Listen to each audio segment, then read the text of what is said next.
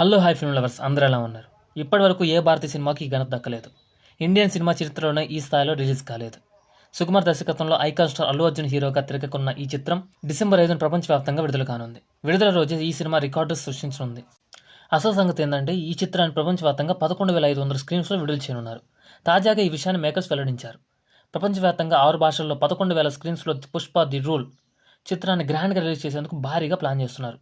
ఇండియాలో 6,500, ఓవర్సీస్లో 5,000 స్క్రీన్స్లో ఈ చిత్రాన్ని ప్రేక్షకుల ముందు తీసుకురానున్నారు. ఇప్పటి వరకు ఏ ఇండియన్ సినిమా ఈ స్థాయిలో విడుదల కాలేదని ట్రేడ్ వర్గాలు చెబుతున్నాయి.